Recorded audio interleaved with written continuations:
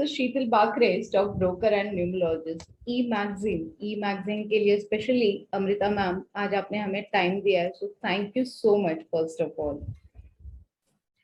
Thank you Sheetal Bakhre ji. और मैं e magazine का शुक्रिया अदा करती हूँ कि उन्होंने मुझे ये बहुत बड़ा मौका दिया है आपके प्लेटफॉर्म पे आने का और आप जैसे बहुत बड़ी हस्ती से मिलने का। सो आप सभी का बहुत बहुत धन्यवाद। Thank you ma'am. Actually e magazine is the motivational magazine जहाँ पे हम लोग आपकी सक्सेस स्टोरी लेते हैं कि आपके लाइफ में हर कोई चैलेंजेस फेस करता है, उसे हम लोग स्ट्रगल बोलते ही नहीं है कभी भी। जब आप ई मैगजीन के सारे इंटरव्यूज देखोगे तो हर एक के लाइफ में छोटे मोटे चैलेंजेस आते हैं और उस चैलेंजेस को जब आप पार कर लेते हो और आपका जो सक्सेस हम लोग आज देख रहे हैं उसकी स्टोरी जब मैं प्रेजेंट करती हूँ तो वो अमेजिंग होती है और एक मोटिवेशन मिलता है कि नहीं, ये सारी प्रॉब्लम हम सबको भी आती है, नॉट नेसेसरी, बट उसके ऊपर आपको एक्टिव रह के उसके ऊपर आपको गिव अप ना करते हुए आगे बढ़ने की जो कोशिश आप करते हो। Amrita ma'am, that is amazing about you. I know आपका काम बहुत बहुत अमेजिंग है, मैं आपके सारे रिव्यूज देखती हूँ, आप किस तरीके से लोगों को सपोर्ट करते हैं और आपका जो काम है वो आज की कितनी जरूरत है फॉर द यंगस्टर और for the all over age के लिए। जब एक साइकोलॉजिस्ट की जरूरत पड़ती है, जब हम लोग डिप्रेस्ड रहते हैं, हम लोग हैप्पी रहते हैं, हर कोई फीलिंग को कैसे समझना चाहिए ये कोई आपसे सीखे और उसके ऊपर क्या क्या सॉल्यूशंस होने चाहिए, ये जब आप देते हो तो वो अमेजिंगली वर्क, अमेजिंगली जॉब आप कर रहे हो। अमृता मैम, मैं और बहुत कुछ सुनना चाहूंगी आपके बारे में, स्पेशली आपकी डिग्रीज, आपका काम, काफी सारी चीजें शायद मैं मिस कर चुकी होगी तो वो मैं आपसे सुनना चाहूंगी। So all goes to you.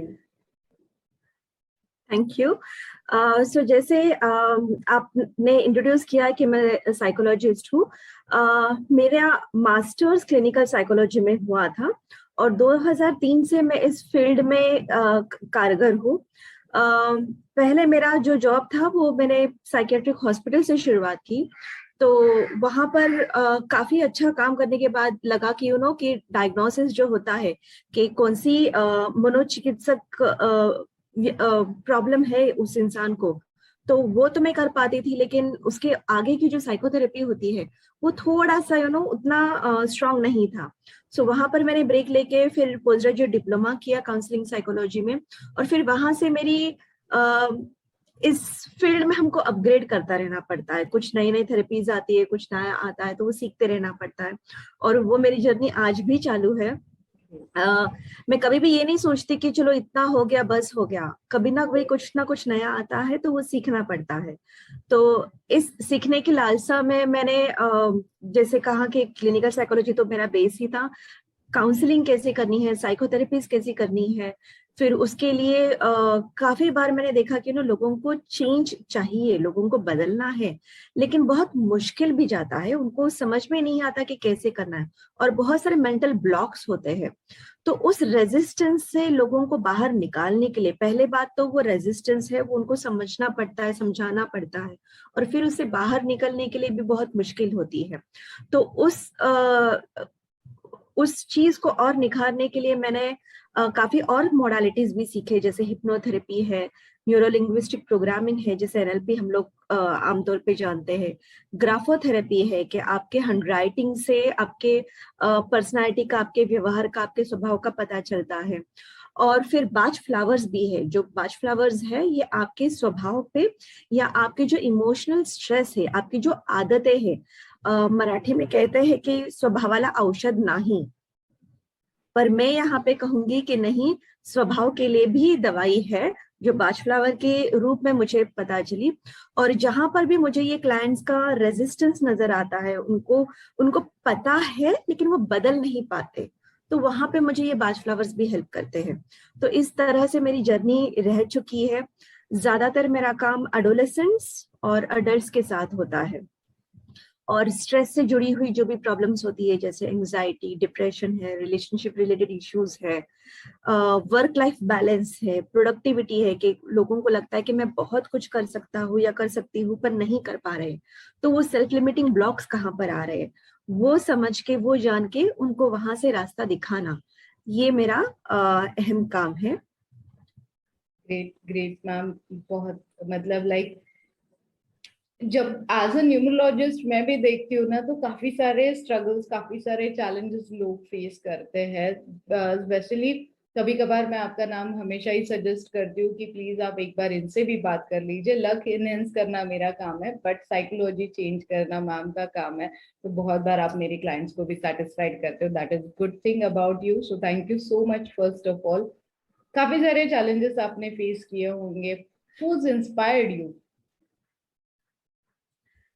अ, बचपन से मैं काफी कहानियां सुनती थी।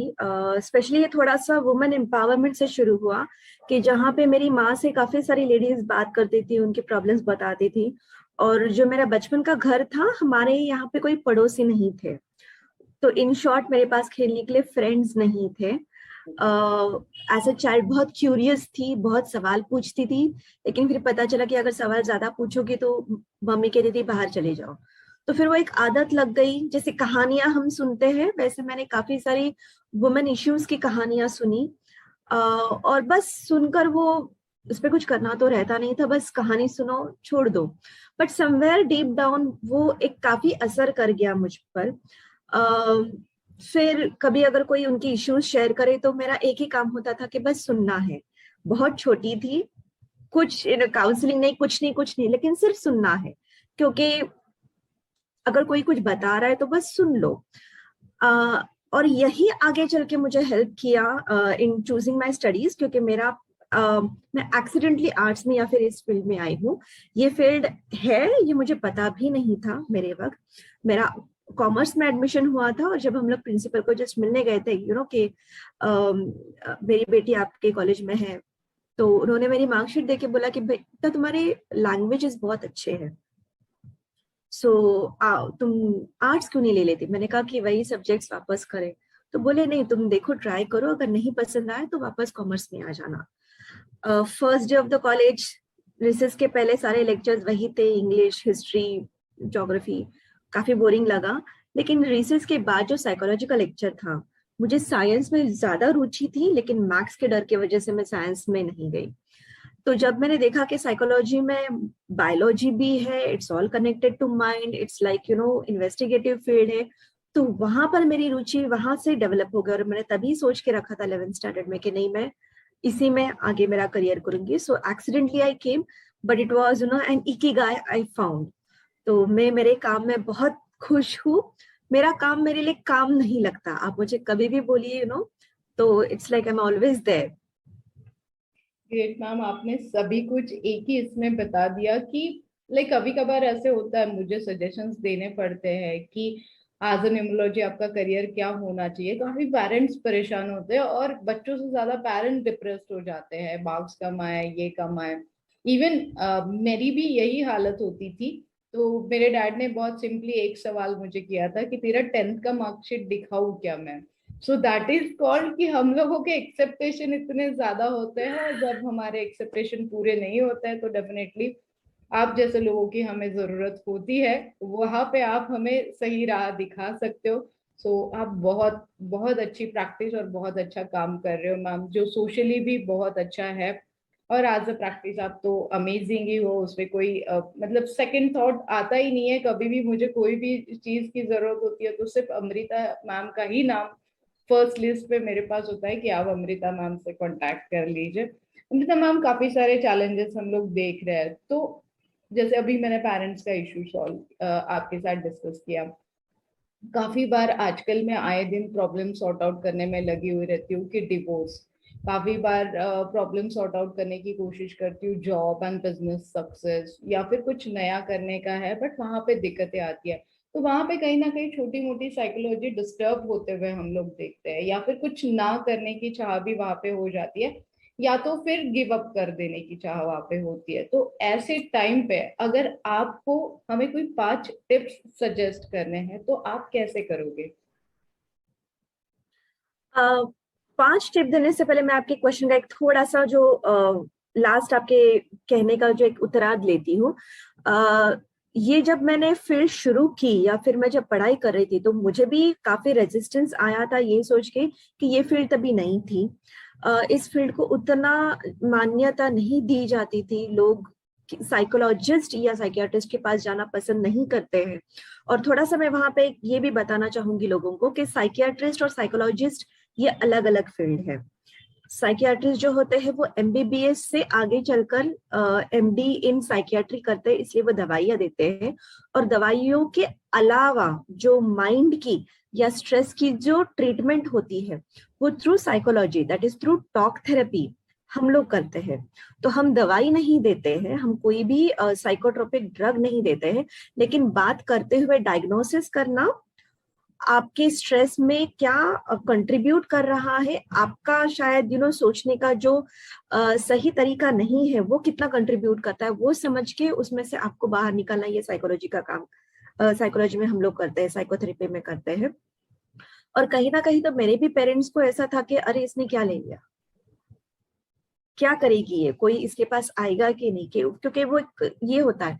लेकिन वो एक दृढ़ निश्चयता मेरे पास थी कि नहीं, मैं जो चुन रही हूँ वो सही है और वो मैं करके दिखाऊंगी। तो कभी कभी नई फील्ड्स आती हैं तो वहां पे मैं पेरेंट्स को कहना चाहूंगी कि कहीं ना कहीं तो वो बच्चों में भी कोई ये होता है कि नहीं, ये शायद आगे चलकर कुछ इसका हो जाएगा, तो बच्चों पे भी थोड़ा सा विश्वास रखिए।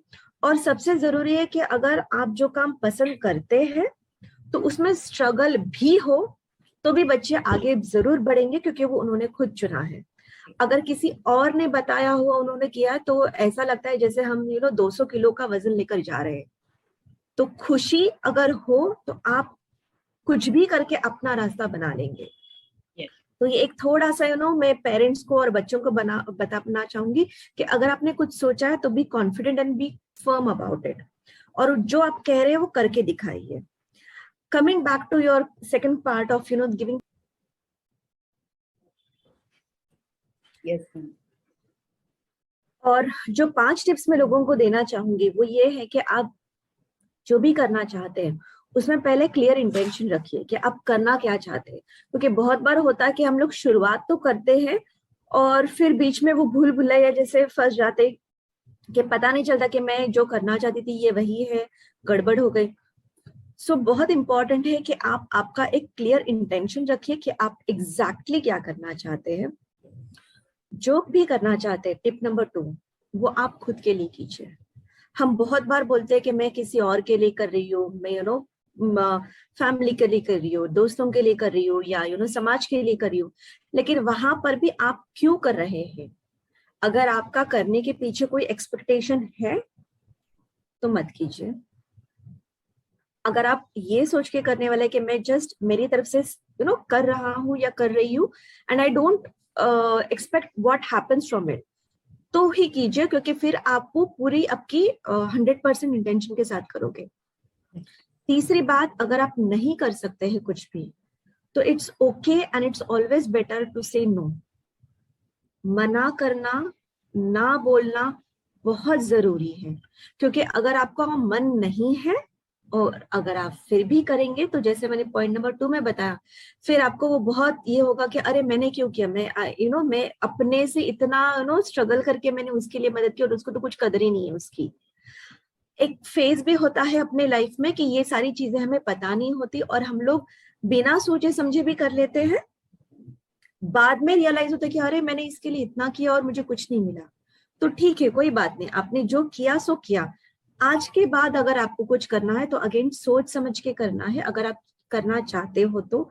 वरना ना कहना कोई भी प्रॉब्लम नहीं है, बट हाँ, ना कैसे कहना है वो भी एक कला है। तो रूडली नहीं कहना है, लेकिन सामने वाले को समझाए। और अगर आप पहली बार मना करोगे तो सामने वाला भी आपको ज्यादा थोड़ा सा मस्का लगाने की नहीं आप कीजिए, तो वो कैसे करना है इज समथिंग जिसके ऊपर मैं 3 घंटा भी बात कर सकती हूँ, मेरे वेबिनार्स होते हैं उस पर। तो जहां पर भी हो सके have boundaries in friendship, relationship, आपके पार्टनर के साथ, आपके फैमिली में, आपके इवन बच्चों के साथ, दोस्तों के साथ बाउंड्रीज रखना बहुत जरूरी है, नहीं तो फिर आप ही को उसका स्ट्रेस आ सकता है। चौथा ये टिप होगा कि हमारी बहुत सारी चीजें हम करना चाहते हैं लेकिन हम नहीं कर पाते। क्यों नहीं कर पाते? क्योंकि वहां पर हमारे कुछ सेल्फ लिमिटिंग बिलीव्स होते हैं, कुछ ब्लॉक्स होते हैं। तो उन ब्लॉक्स को समझिए, उन ब्लॉक्स से निकलने के लिए मैं क्लाइंट्स को हेल्प करती हूँ। बहुत बार लोगों को पता भी नहीं होता कि ये ब्लॉक एग्जिस्ट करता है, तो उनको वो रियलाइज करवाना, उनको वो अवेयरनेस पिलाना कि ये सो एंड सो ब्लॉक है, और क्या आप उसी ब्लॉक से ऑपरेट करना चाहते हैं या आप उस ब्लॉक को निकालना चाहते हैं। सो ये हम लोग साइकोथेरेपी के थ्रू लोगों को हेल्प करते हैं। और मेरे यहाँ पे सेशंस में हम हमेशा ज्यादातर लोग किसी को लेकर आते हैं कि आप इनको ठीक करो, मेरा भाई है या मेरे स्पाउस है या फिर मेरे बच्चे हैं, आप इनको ठीक कर दो, फिर मेरे लिए स्ट्रेस खत्म हो जाएगा। या बहुत बार लोग अपने कलीग्स को या बॉस को नहीं ला सकते, लेकिन वो कहते हैं कि बॉस को बदल दो, कलीग को बदल दो, तो मेरी लाइफ सेट हो जाएगी। तो हम हमेशा प्रॉब्लम्स जो है वो बाहर की तरफ देखते हैं कि एनवायरनमेंट या सामने वाला इंसान बदल जाए तो मेरा प्रॉब्लम बदल जाए। लेकिन जो चेंज हम लोग दूसरों में एक्सपेक्ट करते हैं ना, वही चेंज अगर हम लोग अपने आप में लाए तो सामने वाला बदले ना बदले, हमको कोई दिक्कत नहीं आएगी। सो जो गुरु के लिए हम लोग बोलते हैं वो हमारे ही पास होती है, लेकिन ये ना कस्तूरी के मृगजल की तरह है। कस्तूरी सब जगह ढूंढती है कि ये सुगंध कहाँ से आ रहा है, लेकिन उसको समझ में नहीं आता कि अरे वो इसकी अंदरूनी सुगंध है। तो उसी तरह से सिर्फ अपने आप पर काम कीजिए, rest everything will fall in place. Perfect Amrita ma'am, आपने जो टिप्स दी है, कभी कभार मैं भी ऐसे होती हूँ कि मना करना मेरे लिए बहुत डिफिकल्ट हो जाता है कि नो कैसे बोले। मतलब फिर फैमिली रिलेशन होने दीजिए, फ्रेंड्स होने दीजिए, बच्चों को स्पेशली मना कैसे करना है, ये सेशन मैं डेफिनेटली आपसे लेने वाली हूँ कि मुझे मना करना आता ही नहीं है। फिर चाहे उसमें मेरा लॉस हो या प्रॉफिट हो या फिर मतलब अननेसेसरी चीजों को मुझे सामने भी जाना पड़ने वाला है तो भी मैं नो नहीं बोल सकती हूँ। और यस, इंटेंशन क्लियर रखना बहुत जरूरी होता है, खुद के लिए करना बहुत जरूरी होता है। और यस, जैसे आपने लास्ट पॉइंट बहुत अच्छे से बताया कि दूसरों में चेंजेस ढूंढने से बेटर है हम खुद में वो चेंजेस लेके आए तो सामने वाला अपने आप हमें अच्छा लगने लगता है या फिर सामने वाले में चेंजेस हम लोग अपने आप देखने लगते हैं। That is truly amazing tips आपने हमें दी है।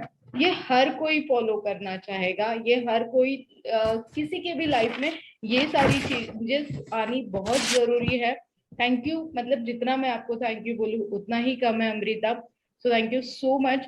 Amrita ma'am, what is your future plan?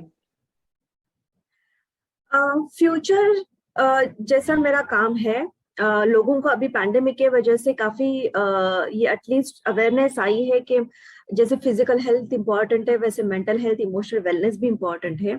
लेकिन फिर भी लोग सोचते हैं कि नहीं नहीं मैनेज, जब तक मैनेज हो रहा है तब तक करते हैं। उसमें मैं एक बात कहना चाहूंगी कि कोई भी चीज अगर कम मात्रा में है तो वो बहुत जल्दी हल हो सकती है।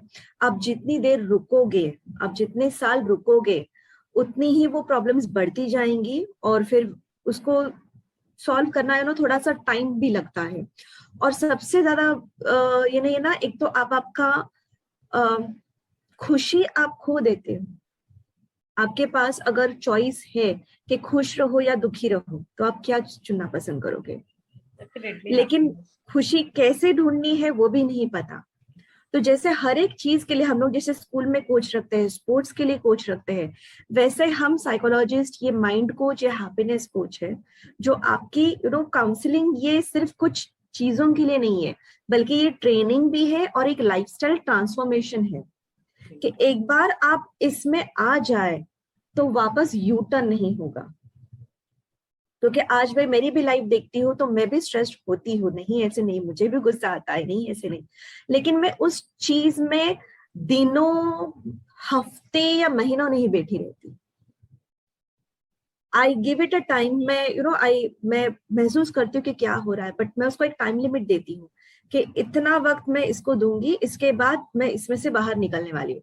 सो ऐसी चीजें हम लोग क्लाइंट को सिखाते हैं कि भाई डील भी करना है, उससे भागना नहीं है। क्योंकि अगर उससे भागने की कोशिश करने लगे स्ट्रेस से तो हम देखेंगे कि काफी बार एडिक्शंस होने लगते हैं।